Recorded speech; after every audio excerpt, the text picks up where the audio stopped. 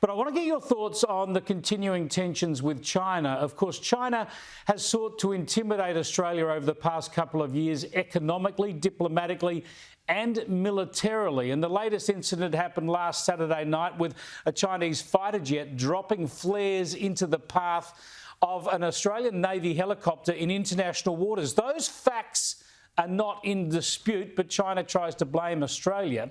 Has Anthony Albanese responded vigorously enough, robustly enough, given we believe there's been no ministerial contact at all?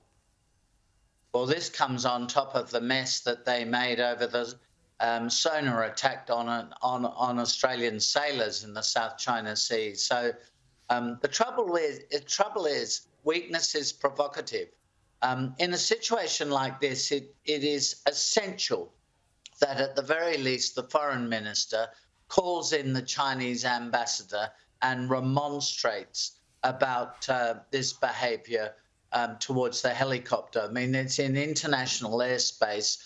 It's completely wrong for China to have threatened the security of that helicopter and its crew.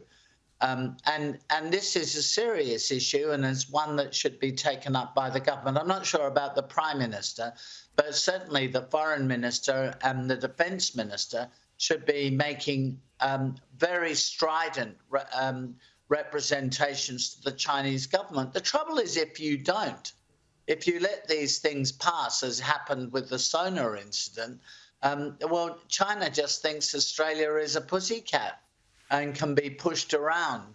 And so China understands power and it understands authority.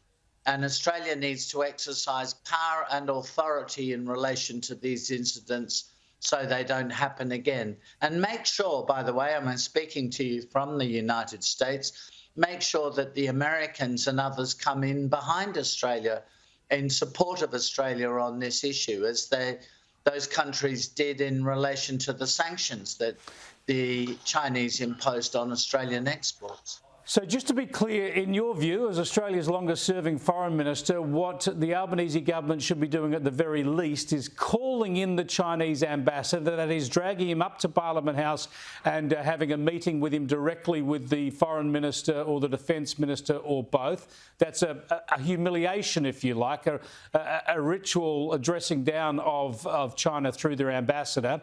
Would that be enough, or should the ministers also be seeking to speak with their counterparts in China?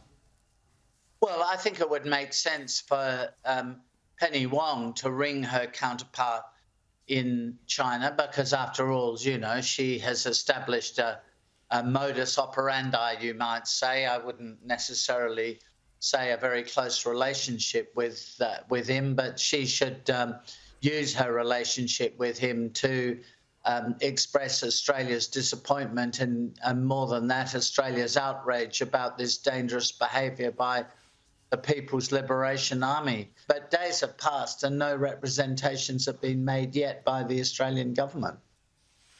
Alexander, thanks for joining us. It's a pleasure, Chris.